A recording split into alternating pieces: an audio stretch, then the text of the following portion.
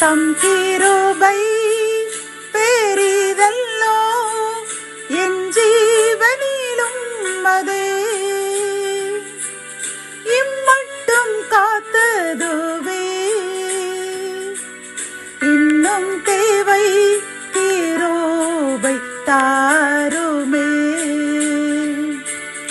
இன்னும் தேவை கிருபை தாருமே.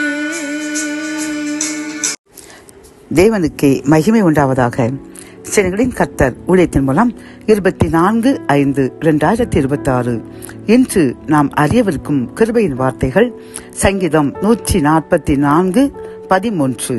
எங்கள் களஞ்சியங்கள் சகலவித வஸ்துக்களையும் கொடுக்கத்தக்கதாய் நிரம்பி இருக்கும். கத்தோலிக்க வேதாகமம் இவ்வாறு கூறுகின்றது, எம் களஞ்சியங்கள் நிறைந்திருப்பனவாக, வகை வகையான தானியங்களால் நிறைந்திருப்பனவாக என்கின்றது.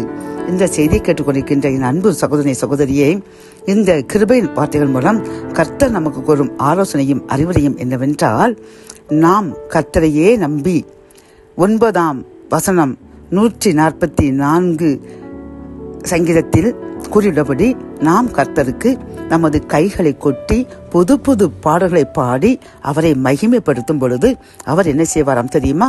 நமது பிள்ளைகளையும் ஆசீர்வதித்து உயர்த்துவார். நம் களஞ்சியங்களையும் அனைத்து ஆசீர்வாதங்களால் நிரப்பி நம் வீட்டை உற்று பார்க்கும் பொழுது ஒரு குறைவும் இல்லாமல் அனைத்து ஆசீர்வாதம், வானத்தின் ஆசீர்வாதம், பூமிக்குள்ள ஆசீர்வாதம், கற்பத்தின் ஆசீர்வாதம், அப்படி அனைத்து ஆசீர்வாதங்களையும் நிறைய செய்து உயர்த்துவேன் என்று கர்த்தர் வாக்கு கொடுக்கின்றார். ஆகவே நாம் என்ன செய்ய வேண்டும்? கைகொட்டி புது புது பாடல் பாடும் பொழுது நம்மை கர்த்தர் இந்த ஆசீர்வாதங்களை தந்து முழுமையாக நிறைத்து ஆசீர்வதித்து அனைவரும் வியக்கும் அளவிற்கு உயர்த்துவார். ஜெபம். அன்பு தகப்பனே, இந்த கிருபையின் வார்த்தைகள் மூலமாக நாங்கள் உமக்கு புதுப்பாட்டை பாடும் பொழுது நீர் எங்கள் களஞ்சியங்களையும் எங்களுடைய அனைத்து குறைகளையும் நீக்கி ஆசீர்வாதத்தை, வானத்து ஆசீர்வாதம், பூமியின் ஆசீர்வாதம், கற்பத்தின் ஆசீர்வாதம் அனைத்தும் தந்து ஆசீர்வதித்து உயர்த்துவேன் என்று கூறின கிருபைக்காக கோடி நன்றி. நாங்கள் உமக்கு புதுப்பாட்டை பாடுவோம். அதன்படி இந்த வாக்குத்தத்தை நிறைவேற்றிக் கொடுங்க. மீட்பர் இயேசுவின் முன் ஜெபம் கேளும் நல்ல தகப்பனே. ஆமென்.